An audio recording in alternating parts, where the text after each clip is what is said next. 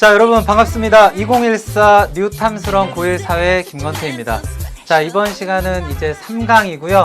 3강은 중단원의 타이틀이 바뀌었습니다. 바로 세상 이해인데요. 우리가 지난 시간까지 개인의 이해에 초점을 맞췄다면, 물론 2강 때는 개인이 세상으로 접촉하는 사회적 상호작용에 대해서 공부는 했죠. 자, 이번 시간은 이제 본격적으로 그럼 이 사회는 어떻게 이해해야 하는가에 대해서 들어갈 텐데요. 이번 시간에 사실 나눌 얘기는 들어가 보시면 이 사회 현상의 어떤 특수한 어떤 사례를 이해하는 그런 단원이 아니에요. 그런 것들을, 그런 작업을 하기 위한 베이스가 되는 그런 단원입니다. 그래서 사실과 가치를 구분하는 그런 게 포인트가 되는 단원이 3단원이 되겠습니다. 일단 3단원 보기 전에요. 선생님이 욕심이 많다 보니까 알려드리고 싶은 게 많아서 2단원을 설명을 드리면서 그와 관련된 문제를 못 풀고 지나갔죠. 시간을 선생님이 꽉 채워서 쓰는 바람에 그 2단원 관련된 문제는 풀어보시면 아시겠지만 뭐 어려운 문제는 아닙니다. 단 우리가 개념 공부하고 바로 문제를 푸는 게 사실은 가장 좋은데요. 선생님이 앞으로는 그렇게 구성을 할 텐데 일단은 2단원에서 못한 건 뭐 어떻게 합니까? 어쩔 수 없죠. 뭐 그건 6단원에서, 그러니까 6단원이 아니고 6강에서 풀어드릴게요. 6강에서 2단원의 기본 문제 그리고 심화 문제 이렇게 진행을 하도록 할게요. 자, 그러면 이번 시간은 순수하게 3강으로 진행하도록 하겠습니다. 자, 오늘의 궁금증입니다. 자, 사실 가치 이거 왜 구분해야 하나요? 이걸 왜 구분하는 거죠? 밑에 보면 이것 때문에 하는 거예요.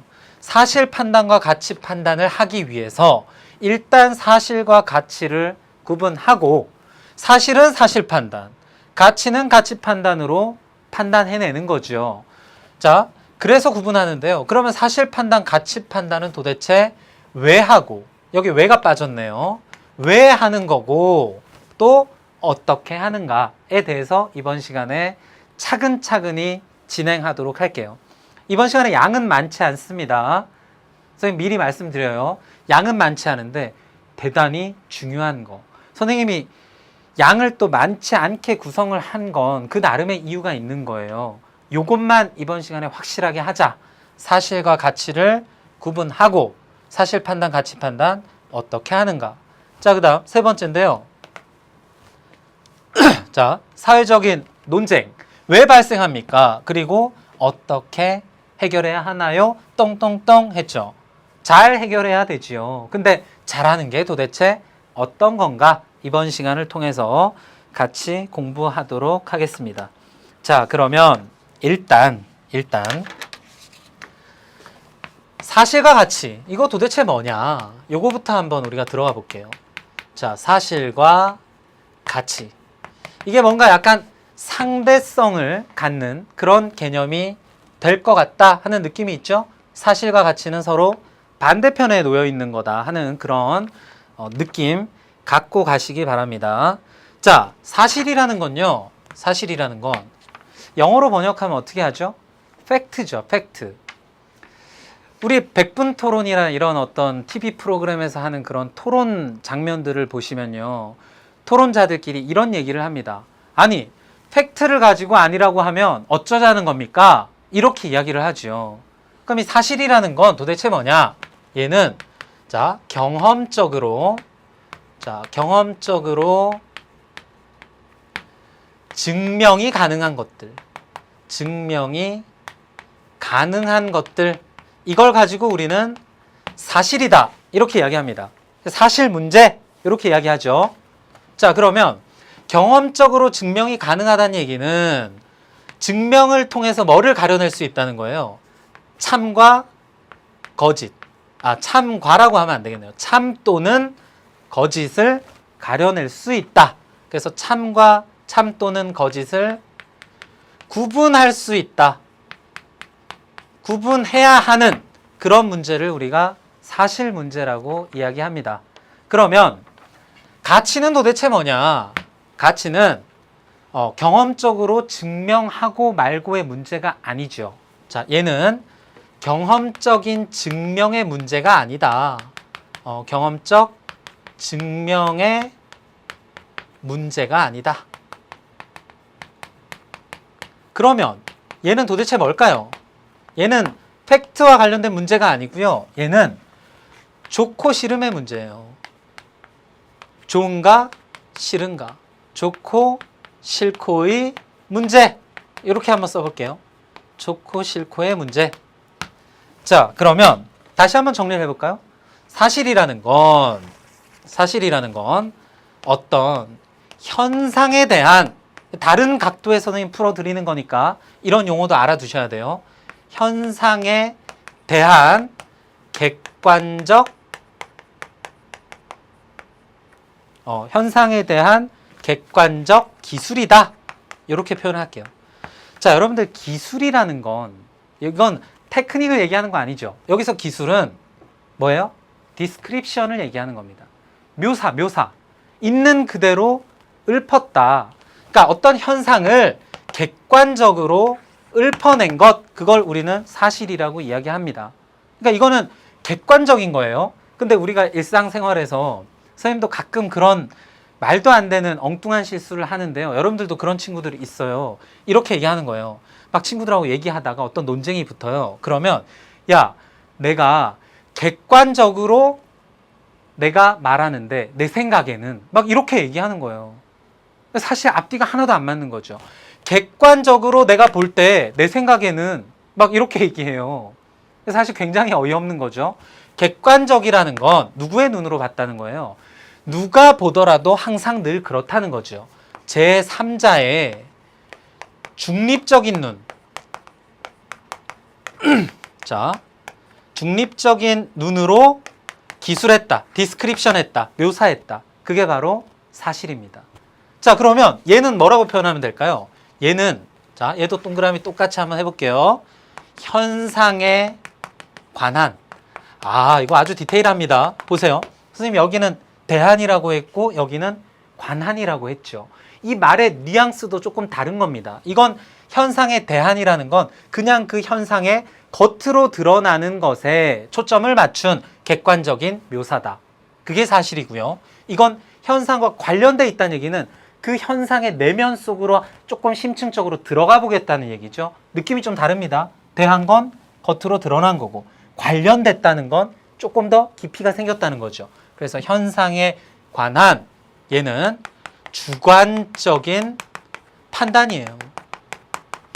또는 주관적인 생각입니다. 자, 이게 바로 가치입니다. 가치. 그래서 이런 것과 관련된 문제를 우리는 가치 문제라 하고요. 이런 것과 관련된 문제를 사실 문제라고 하는 거예요. 그러면 예를 한번 들어볼까요? 자, 요즘 우리 사회에 좀 화두가 될 만한 것들이 뭐가 있을까요? 노령화 문제가 있습니다. 자, 한번 여기서 끄집어내 볼게요. 노령화 문제가 있는데 여러분들 노령화 문제 뭔지는 알죠? 노인 인구의 비율이 이 사회 전체에서 뭐 몇 퍼센트 이상, 몇 퍼센트를 기준으로 하냐면요. 이게 정확한 학술적인 의미는 사실 없는 거예요. 보통 우리가 7%가 넘을 때 그 사회를 이제 노령화가 진행되고 있다. 그래서 노령화 사회다. 이렇게 이야기합니다. 그 다음에 14%가 넘어가게 되면 그걸 가지고 우리는 노령화는 노령으로 되고 있다는 얘기고요. 이거는 진짜로 그냥 노령이에요. 노령사회. 이렇게 표현을 하고요. 그 다음 이제 20%가 넘어갈 때, 요때는요, 20%가 넘어간다는 얘기는 몇 명 중에 몇 명? 5명 중에 1명이 노인이다. 이런 얘기죠. 그렇게 될 때는 이 앞에 초자를 붙이는 거예요. 초노령사회 또는 뭐 고령사회 이렇게 이야기합니다. 자, 그러면 선생님이 통계청의 자료를 찾아보니까요. 우리나라가 노령화 사회에 접어든 건 2000년부터예요. 2000년이 딱 되면서 우리나라의 노인 인구의 비율이 7.1%, 그러니까 7%가 넘은 거죠. 노령화 사회에 진입을 했어요. 자, 그 다음에 아직 우리나라는 노령 사회는 아닙니다. 14%가 아직 안 돼요. 지금 현재 한 10%가 조금 넘었다고 하네요. 그래서 노령 사회가 될 건 언제로 예상이 되냐면 2018년 와, 우리 한 해 더 지났으니까 지금이 2014년이죠. 이제 진짜 얼마 안 남았네요. 그 다음에 초노령 사회가 되려면 이거는 2026년. 굉장히 빠른 속도로 노령화가 진행이 되고 있습니다. 세계에 유례가 없다는 거예요. 이렇게 단기간에 노령화 사회, 초노령 사회로 진입한 역사가, 나라가 거의 찾아보기가 어렵다는 겁니다. 뭐 유럽 같은 경우는 이 과정이 막 200년씩 걸리기도 했대요. 근데 우리나라는 불과 몇십 년 만에 이렇게 될 거라고 하네요. 자, 그러면 자, 선생님이 지금 여러분들한테 설명을 드린 정보들이 있죠. 7%가 우리나라 2000년에 넘었다, 18년에 14%가 넘는다고 한다, 이런 것들이 있죠. 이건 사실 문제일까요? 가치 문제일까요? 쉽게 생각하는 겁니다. 요거는 물론 아직 이건 미래의 일이니까 경험적으로 증명하기는 어렵죠. 그쵸? 이건 아직 안 일어났으니까. 그치만 시간이 지나면 증명이 될 거 아니에요. 2018년이 되면 14%가 넘을지 안 넘을지는 모르겠지만 지금의 추이로 예상을 해봤을 때는 넘는다고 하네요. 근데 어쨌든 지나고 나면 다 참 거짓이 나옵니다. 그래서 선생님이 지금 읊어드린 이 내용들은 다 사실 문제와 관련된 것들이에요. 자, 그런데 갑자기 이제 선생님이 딱 나와서 갑자기 이렇게 얘기합니다. 아니, 우리나라의 노령화 속도가 다른 나라에 비해서 굉장히 빠르군. 자, 다시 우리나라 노령화가 진행되는 속도가 다른 나라에 비해서 굉장히 빨라. 예를 들면 일본에 비해서 좀 빨라. 그러면 그건 사실 문제일까요? 가치 문제일까요? 한번 대답해 볼까요? 자, 선생님이 갑자기 나왔다 하니까 뭔가 선생님의 생각을 얘기한 것 같나요? 근데 선생님이 방금 얘기했던 것도 사실 문제죠. 일본에 비해서 빠르다, 참인지 거짓인지가 증명이 되지 않습니까? 됩니다. 그러니까 이것도 사실 문제. 근데 갑자기 이제 선생님이 딱 나와서 이렇게 얘기하는 거예요. 자, 노령화가 이렇게 진행되고 있는데, 노인복지와 관련된 노인복지 관련 예산을 늘려야 되겠군. 이렇게 얘기를 한 거예요. 자, 그러면 이건 사실 문제일까요? 가치 문제일까요? 노인복지와 관련된 예산을 늘려야 되겠군. 이건 주관적인 판단이죠. 요거는 참과 거짓의 문제가 아니죠. 나는 이거 반대인데, 야, 우리나라에 지금 돈 쓸 데가 한두 군데가 아닌데 노인복지와 관련된 예산을 늘리면 어떻게 하겠다는 거야? 난 반댈세. 이렇게 얘기하는 사람도 있을 테고요. 맞아, 이거보다 중요한 게 어딨어. 난 찬성이야. 이렇게 이야기하는 사람도 있겠죠. 이해가 되시나요? 그러니까 이 문제는 가치 문제다, 이런 얘기예요. 자, 구분이 되시죠? 구분이 됩니다. 자, 하나 더 예를 들어볼까요?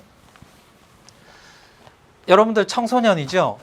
우리나라에 요즘 청소년들의 그 비행 문제가 굉장히 심각하대요. 근데 뭐 비단 요즘 뿐이겠습니까? 선생님이 청소년이었을 때도 청소년들의 비행이 굉장히 심각하다, 그런 얘기 듣고 선생님도 살았던 것 같아요. 선생님이 비행을 했다는 얘기는 아닙니다. 자, 청소년 비행이 굉장히 높은데, 예를 들면 청소년 범죄율이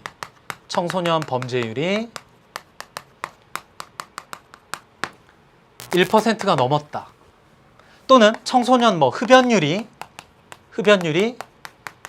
5%가 넘는데, 자, 이건 선생님도 확인해 본 적 없습니다. 그치만 가치 문제인가요? 사실 문제인가요?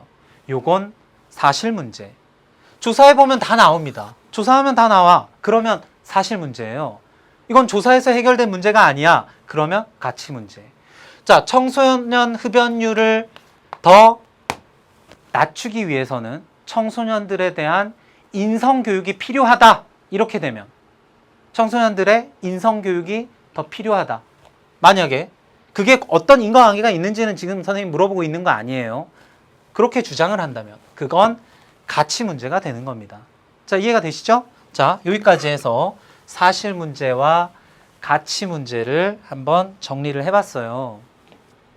자, 그러면 사실 문제가 어려울까요? 가치 문제가 어려울까요? 사실 문제는 그냥 조사해보면 끝이에요. 참 거짓 가려내면 그걸로 끝. 근데 가치 문제는 뭐예요?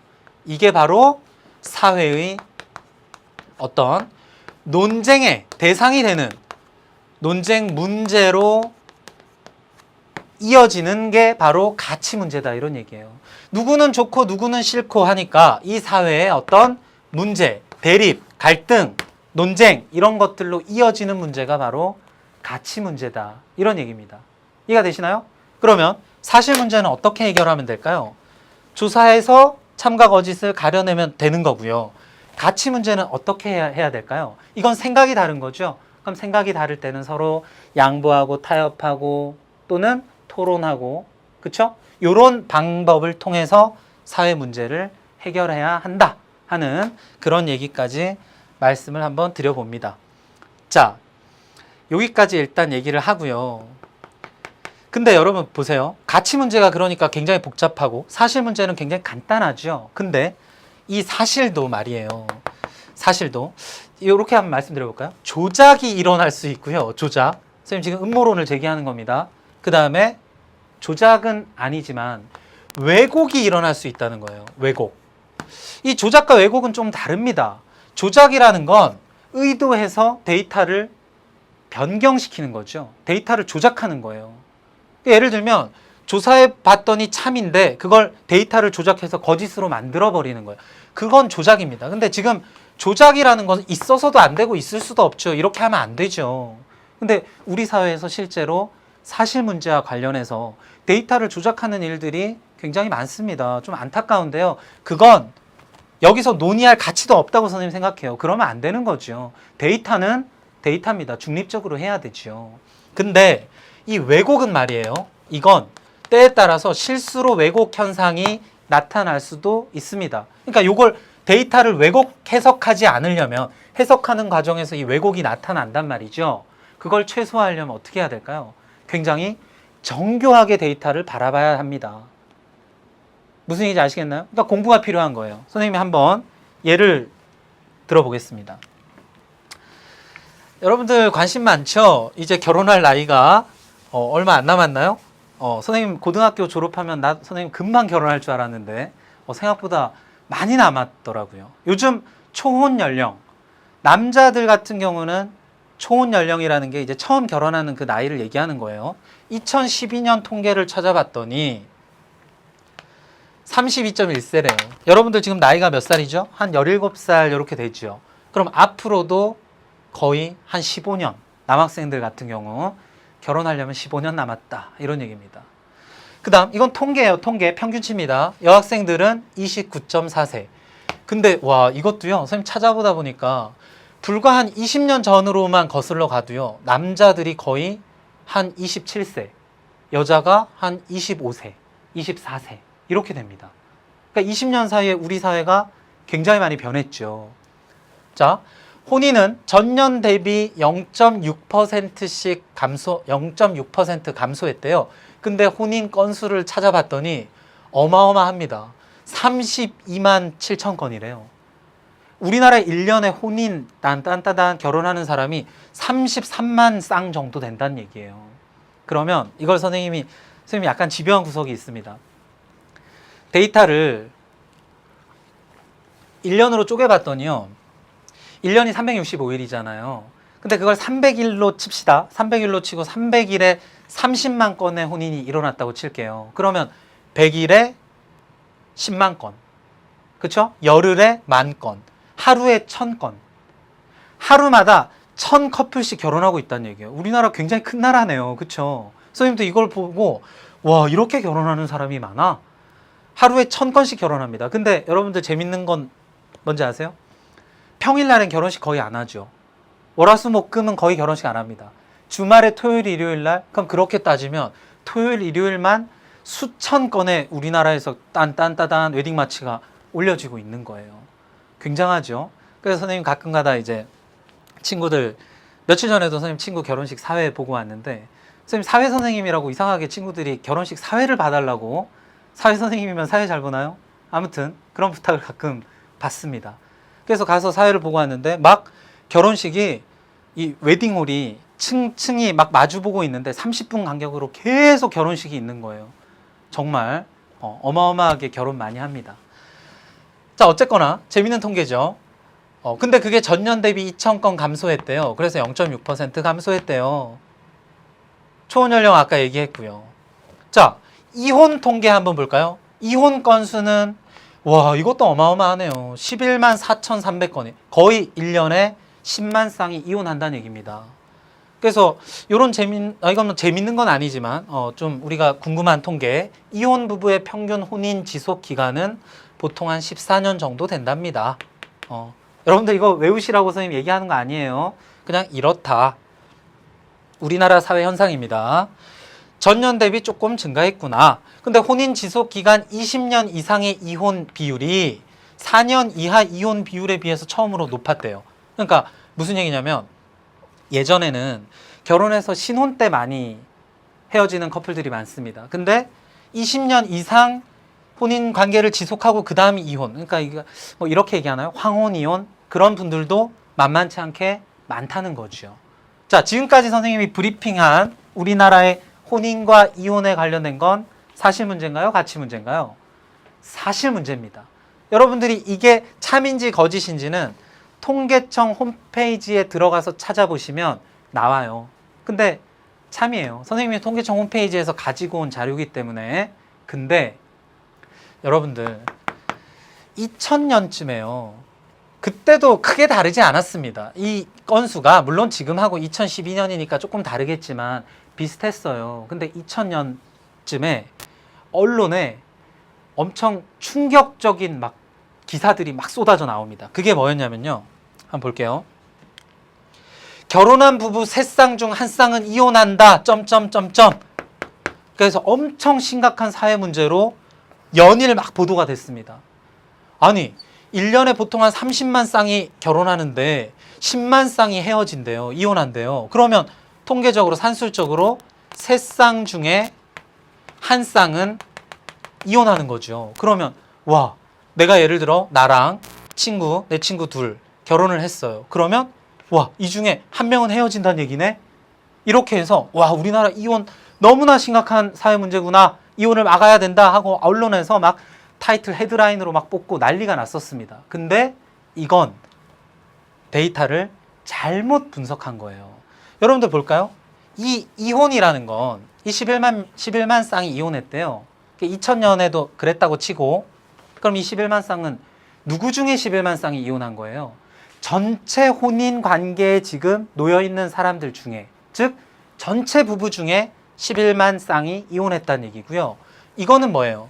그 해에 30만 쌍이 결혼했다는 얘기예요. 그러니까 이 해에 30만 쌍이 결혼해서 그 중에 11만 쌍이 이혼한 거 아니죠. 무슨 얘기인지 아시겠나요? 아시겠나요? 자, 30만 쌍이 결혼해서 세 커플이 결혼해서 한 커플 이혼했다. 이렇게 얘기하면 안 된다는 거죠. 이거는 이거고 이거는 전체 부부 중에 이만큼이 이혼했다.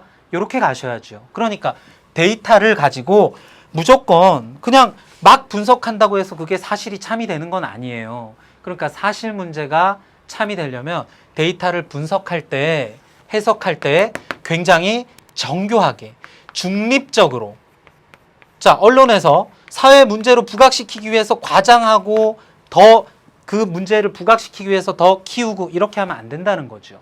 그래서 사실 문제는 중립적으로 해결하는 것이 원칙이다 하는 그런 말씀 드립니다. 자, 그 다음에 좀 재밌는 통계였고요. 자, 그 다음에 이쪽으로 한번 와볼까요? 요거는 교재에 나와 있는 얘기는 아닌데요. 굉장히 중요한 얘기. 그리고 우리가 공부하는 주제랑도 연결이 많이 돼 있는 얘기입니다. 자, 무슨 얘기냐면요. 선생님이 1강에서 2강에서도 교재 밖 이야기를 조금씩 설명을 드렸었죠. 이번 시간에도 조금만 드릴게요. 자, 요거는 뭐냐면요. 사회 현상을 연구하는 방법이에요. 자, 사회 현상의 연구 방법.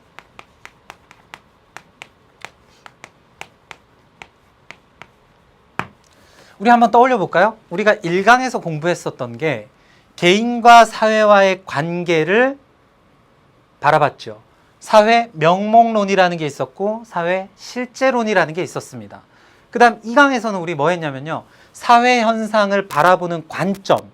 그래서 큰 틀을 보겠다. 거시적 관점. 작은 개인의 행동을 보겠다. 미시적 관점. 이렇게 나눴었죠. 자, 그것처럼 세 번째입니다. 사회 현상의 연구 방법인데요. 이 연구 방법은 크게 두 가지로 나뉩니다. 자, 첫 번째는 뭐냐면요. 실증적 연구 방법이라는 게 있어요. 실증적 연구 방법.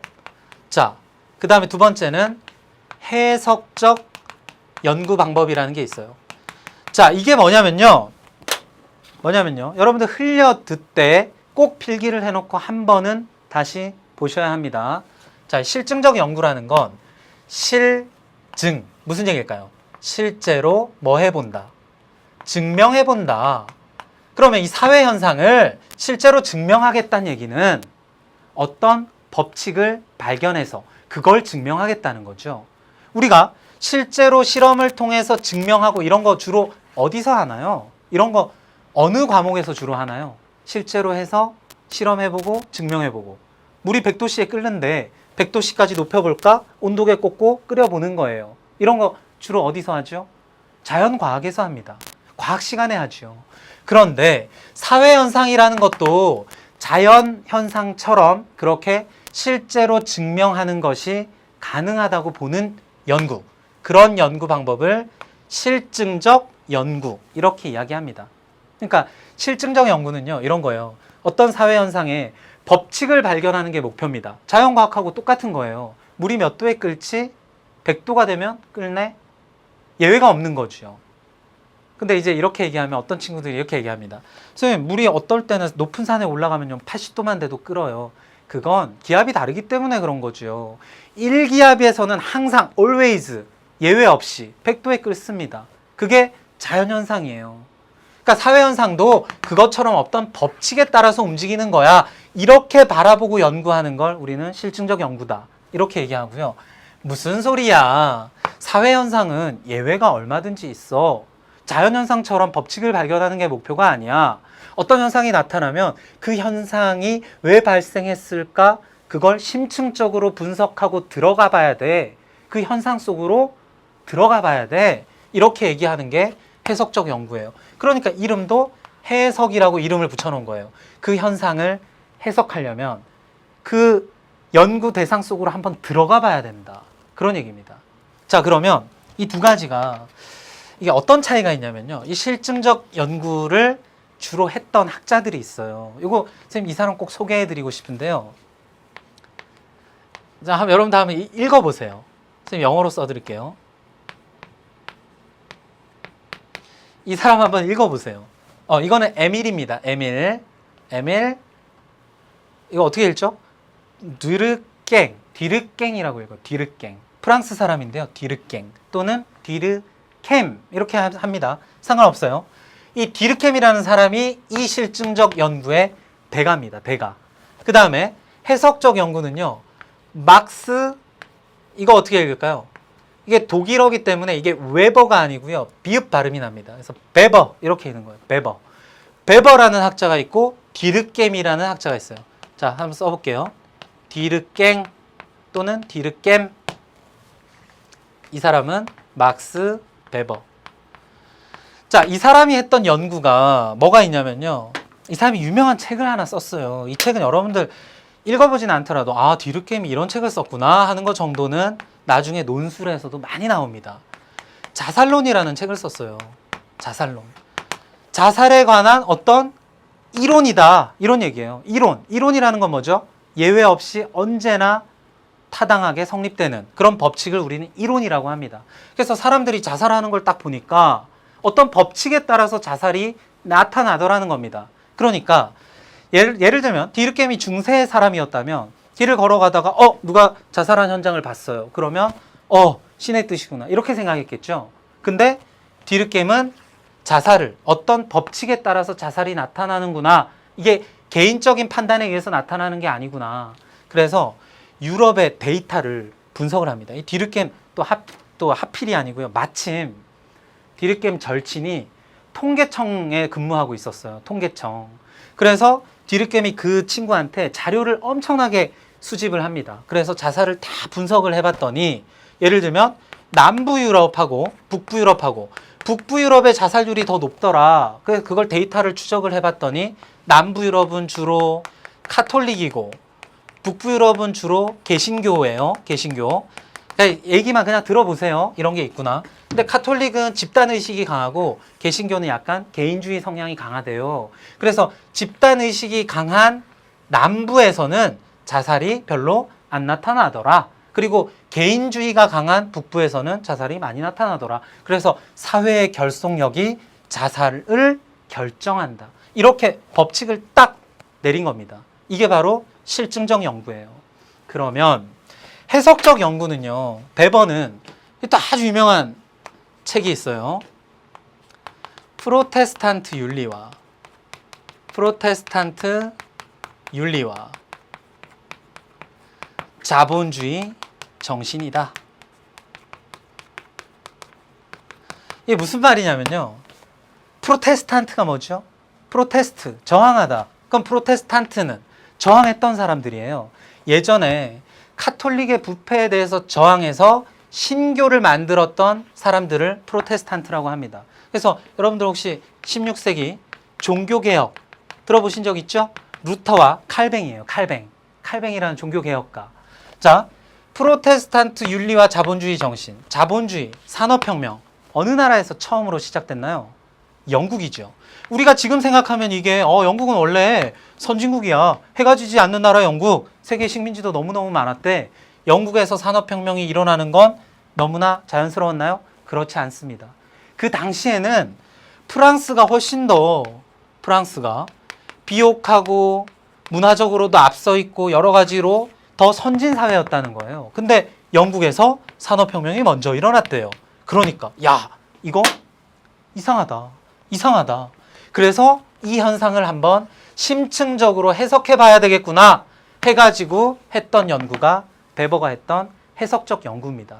그래서 봤더니 영국의 그 프로테스탄트 칼뱅의 종교 어떤 종교의 계율을 보면 직업 소명설이라는 게 있어요. 그러니까 자기 직업의 소명의식을 갖고 사명감을 갖고 열심히 일해서 돈을 많이 모으면 천당 간다. 쉽게 얘기하면 이런 거지요. 그래서 직업 소명설 때문에 뭐가 나타났어?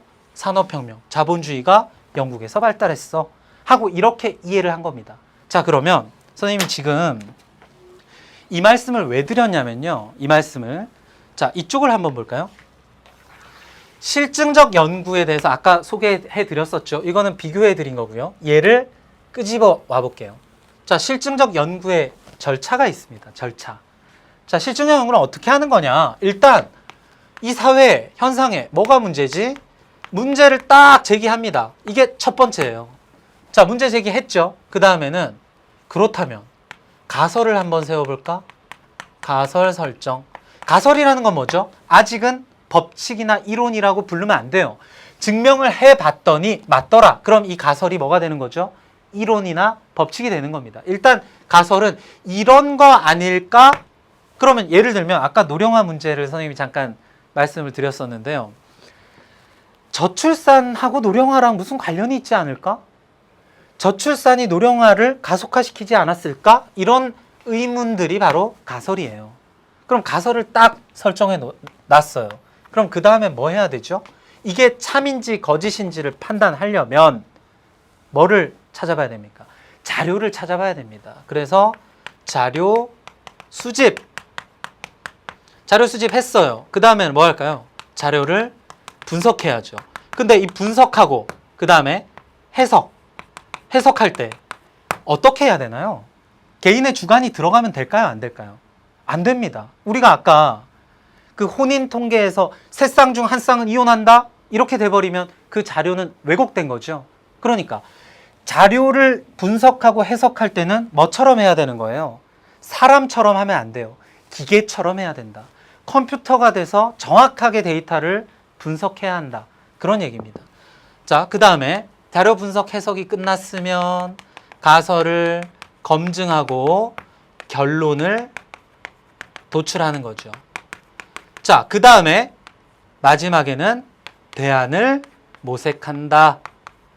이 사회가 바람직한 방향으로 나가려면 앞으로는 어떻게 해야 되는가? 결국 여기까지가 실증적 연구의 끝입니다. 그러면 선생님이 지금 뭘 설명하려고 하냐면요. 이 일련의 단계들, 실증적 연구의 단계들에서 인간이 컴퓨터가 되어야 하는 단계는 어딜까요? 무슨 얘기예요? 주관이 개입되면 안 되는 단계. 자, 처음에 이 사회 이게 문제야 할 때는 당연히 주관이 개입되지요. 그래서 이때를 우리는 가치 개입이다 이렇게 이야기하고요. 가설을 설정해요. 그때도 가설을 설정할 때도 왜 이거 아닐까? 이것도 주관이 개입됩니다. 가치가 개입됩니다. 물론 가치를 너무 많이 개입시켜야 한다라고 주장하는 건 아니에요. 가치가 개입될 수밖에 없다는 얘기죠. 자, 그 다음에 자료를 수집하고 자료를 분석하는 얘네들. 자, 이거 중요하니까 선생님 다른 색으로. 자료를 수집하고 자료를 분석하고 해석하는 이 단계. 그리고 어디까지? 가설을 검증하고 결론을 도출하는, 물론 이렇게 선생님이 묶었을 때는요.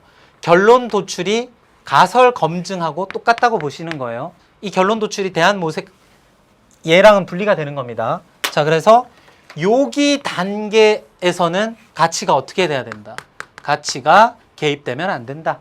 그래서 가치가 개입되면 안 된다. 이거를 우리는 가치는 중립에 놓여 있어야 한다. 이렇게 주장하는 거예요. 가치는 중립에 놓여 있어야 한다. 그 다음 대안을 모색할 때는 당연히 가치가 개입될 수밖에 없겠죠. 이해되시나요? 자, 선생님하고 빔자료 같이 보시면서 한번 말씀을 드려볼게요.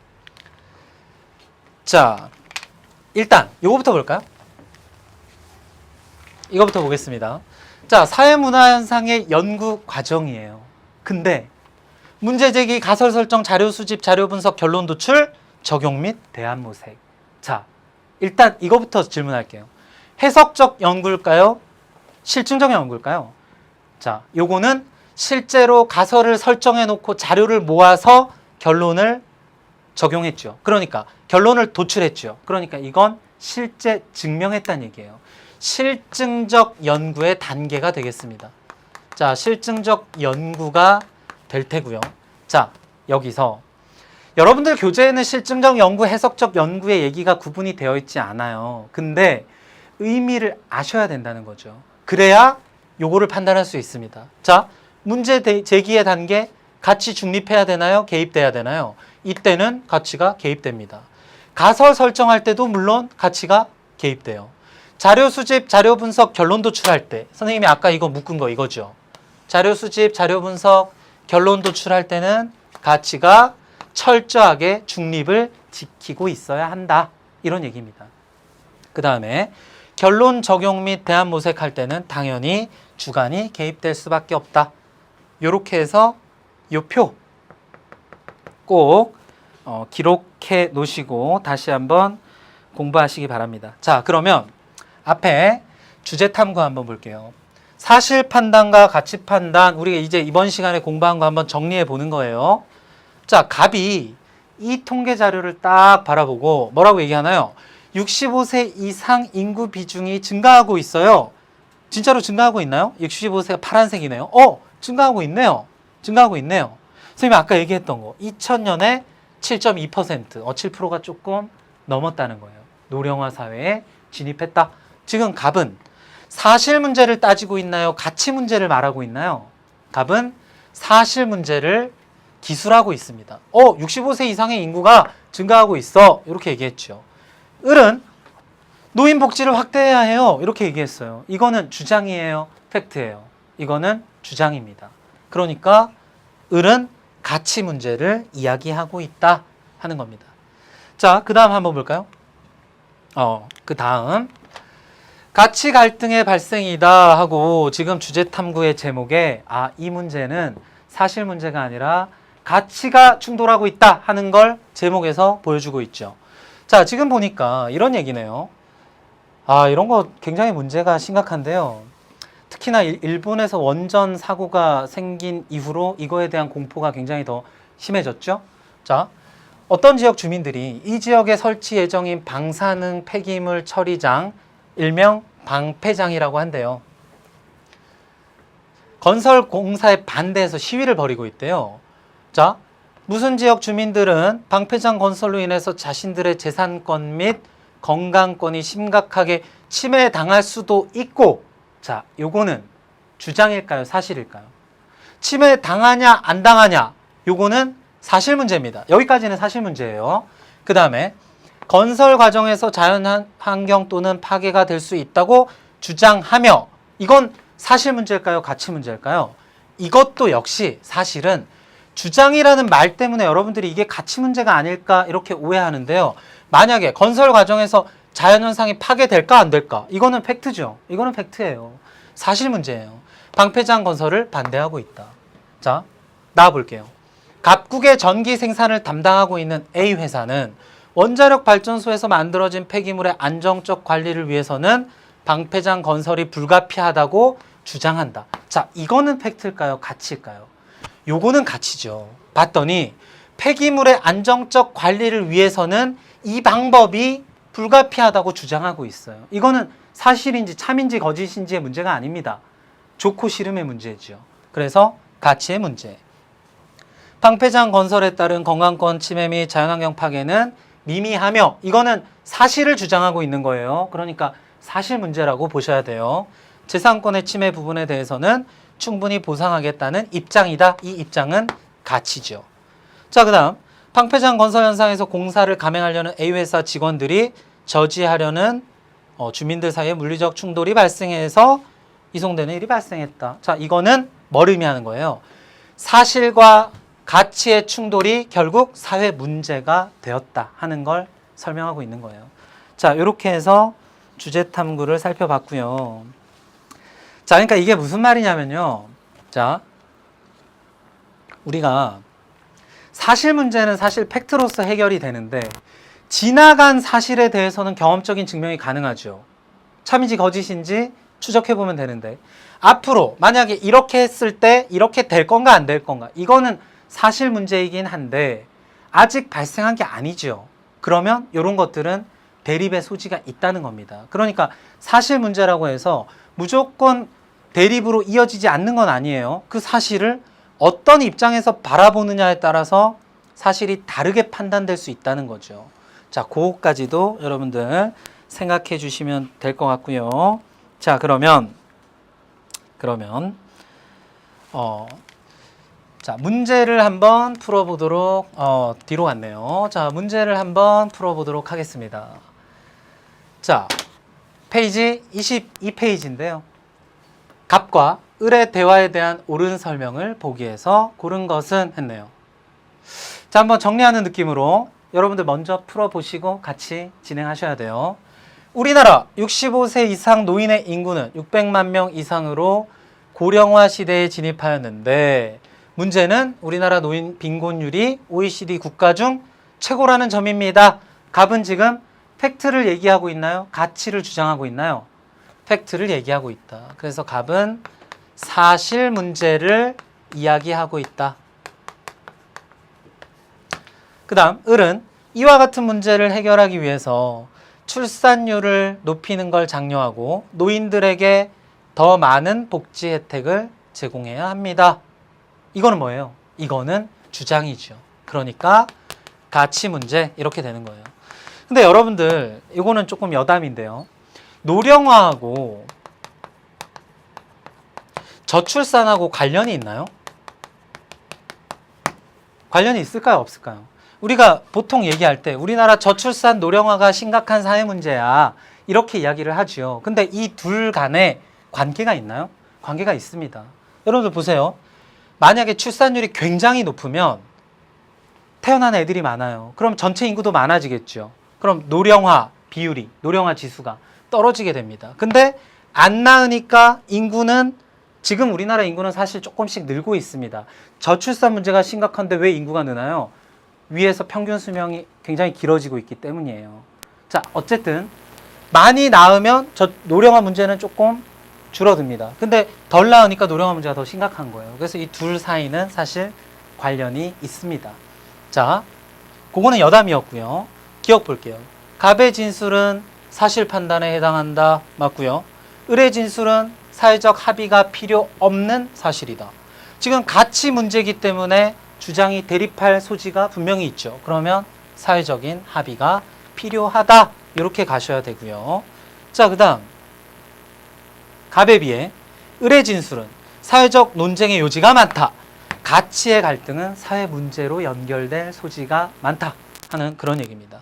자, 그 다음 리을에 갑과 달리 을의 진술은 객관적 근거로 검증할 수 있다. 이건 사실 문제죠. 그러니까 답은 기역, 디귿 이렇게 2번이 되겠네요. 자, 그 다음 문제로 바로 들어가 볼게요. 자, 이 문제는 약간 웃음이 터지는데요. 갑이 우리 학교에서 내가 제일 잘생겼어 이렇게 얘기하네요. 이 생김의 문제 이거는 검증할 수가 없는 겁니다. 그쵸? 사람들마다 다르죠. 나는 원빈이 더 잘생긴 것 같아. 난 장동건이 더 잘생긴 것 같아. 이거 다르죠. 그래서 이거는 사실이 아닙니다. 가치가 녹아져 있다. 무슨 소리야? 너보다는 병이 더 잘생겼지. 이것도 역시 가치입니다. 자, 그 다음에 학교에서 모의고사 성적은 내가 제일 높아. 이거는 주장인가요? 팩트인가요? 모의고사 성적 점수 비교해보면 제일 높은지 안 높은지 검증할 수 있죠. 이건 사실이에요. 이번 시험에서 너가 병보다 5점 높다고 들었어? 이것도 사실이네요. 자, 그러면 가는 참과 거짓을 판단할 수 있는 문제이다. 참과 거짓의 문제가 아니다. 그 다음에 나는 주관적 평가가 아니고요. 객관적 기술이죠. 자, 그 다음에 가와 나 모두 논쟁의 대상이 되고 있다. 자, 가는 물론 논쟁의 대상이 될 수 있어요. 누가 더 잘생겼냐? 친구들끼리 이거 가지고 많이 싸우죠. 근데 나는 싸울 수가 없습니다. 왜냐하면 데이터가 있기 때문에. 싸우면 안 된다. 논쟁의 대상이 되고 있다. 틀렸고요. 가에 비해 나는 구성원의 합의가 필요한 문제이다. 자, 사실 문제는 합의하고 말고 하는 문제가 아니죠. 경험적으로 증명해서 참과 거짓만 가려내면 됩니다. 자, 가와 달리 나는 객관적 자료를 근거로 검증할 수 있는 문제이다. 그래서 답은 5번이 되겠네요. 자, 이렇게 해서 기본 문제 두 문제까지 살펴봤습니다. 자, 우리가 지난 시간 이제 1강부터 3강까지 쫙 진행을 해오는 동안에 여러 가지 교재박 이야기를 선생님이 중간중간에 조금씩 말씀을 드린 거 있죠? 그거는 나중에 선택 과목에 가면 굉장한 파괴력을 갖습니다. 그래서 여러분들이 지금 공부하고 싶어도 잠깐 참으시고요. 그거는 선택 과목에 가서 공부하시도록 그렇게 하시고요. 선생님이 알려드린 범위에서만 딱 체크하고 거기서 끝내셔야 돼요. 공부할 게 너무너무 많습니다. 자, 다음 시간인데요. 4강은요. 그 다음 이어서 사회현상의 분석 도구에 대해서 살펴보도록 하겠습니다. 자, 여러분 3강 고생하셨고요. 다음 시간에 만나겠습니다. 수고하셨습니다.